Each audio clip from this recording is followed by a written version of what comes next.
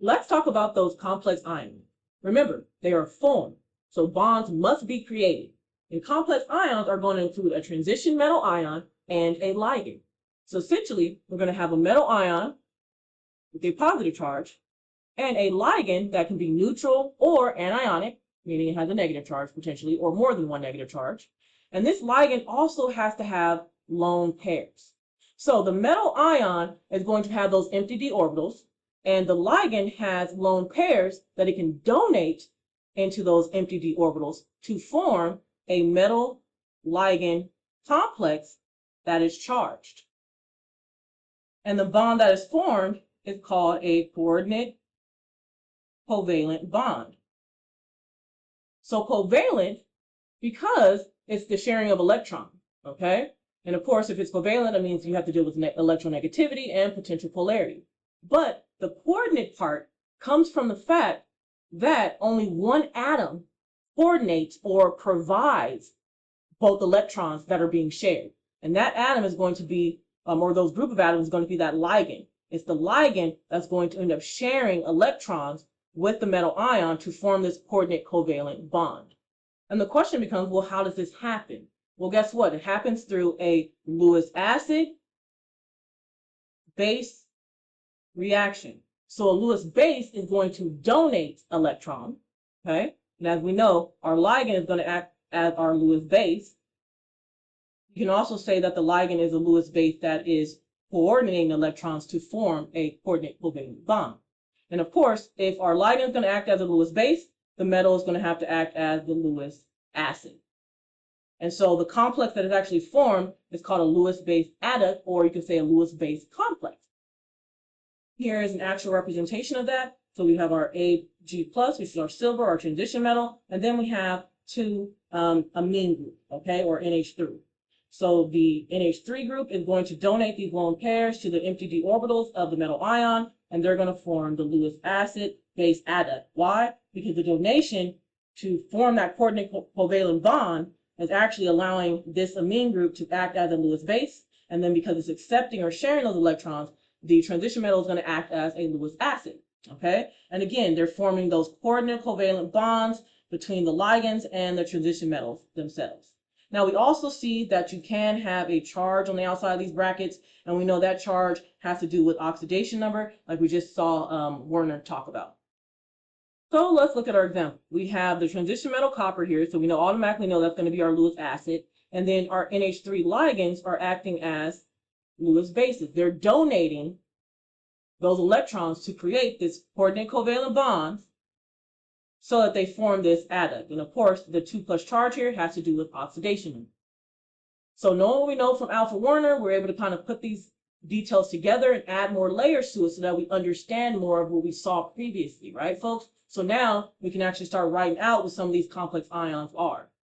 I also want to add, since we know that we have a charge complex, okay, this charge complex, metal ligand charge complex, is going to act as a polyatomic ion in solution. So that means that you're going to have all of the entire complex remain attached to one another and charged in an aqueous solution. Okay, folks? You just want to keep that in mind when it comes to these complex ions. But wait, what about when Werner said that secondary valence is based on coordination numbers? How do we get this number? How do we do that? Well, we count the number of ligand atoms bonded directly to the central metal ion. So let's look at our example again. We have our copper, and then we have 1, 2, 3, 4, 5, 6 different amine ligands bonding to that copper. So this has a coordination number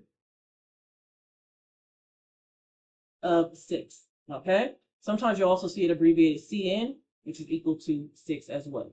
The most common coordination numbers that we see are going to be 2, 4, and 6, okay? But it can vary. Of course, with different ligands surrounding that central transition metal ion, there are going to be these common geometries or shapes that can be formed. But it's all going to depend on the coordination number, meaning the amount of ligands surrounding the metal ion and what the metal ion itself is, okay? So let's get into some common geometries here. First, linear. Linear means that there are going to be two ligands that are surrounding the central transition metal ion. And that's going to result in linear geometry. As you can see here, we have a ligand, the metal is in the central, and then we're going to have the ligand here. and this is definitely going to be in our linear geometry. Next, we're going to have tetrahedral. Well, 4 ligands can form a 3-dimensional tetrahedron around the metal ion. Now, when it comes to 4 things surrounding a central metal ion, there can be 2 different shapes. And for our course, you will be given whether or not a structure is going to be tetrahedral or square planar to help you distinguish.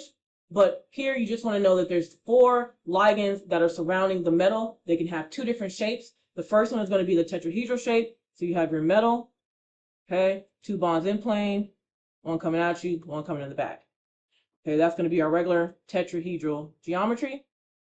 And now the other type of geometry that comes around from having 4 ligands surrounding the central metal ion is going to be square planar.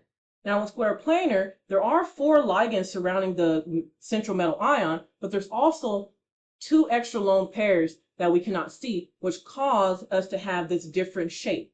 And so as you can see, you kind of have a flat, okay, so very, very flat square, unique arrangement, which is going to be our square planar. So again, if you do have any questions in this portion of the chapter that has to do with tetrahedral or square planar, even as we go along, you will get that distinguishing factor in the question itself.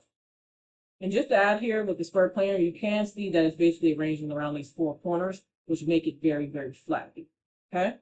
And then finally, we have our last common coordination number geometry, which is going to be octahedral. And so octahedral has 6 ligands that distribute themselves evenly in 3 dimensions around the central metal ion. So you have your metal ion, and you have 2 ligands that are in plane with it, and then you're going to have 2 different bonds that are coming out towards you, and 2 bonds in the back. You have a ligand here, here, here, and here. So you can see there's kind of like a little plane that looks like the square planar, a part of the octahedral. And this all comes together to form this structure that you see here. Okay, folks? So when you think about it, it's all about the number of ligands that the metal is attached to that help give you all these different geometries. And you can see how it is similar in names to that of the second theory, right? So now we can say for our structure down here that this CuNH3 2+ complex, okay, has a coordination number of 6 and therefore has octahedral geometry. Okay, folks? And these geometries are going to affect the stability, reactivity, and optical properties of the transition metal complex ions. So of course, that means it's going to play a vital role in those diverse applications that we talked about earlier.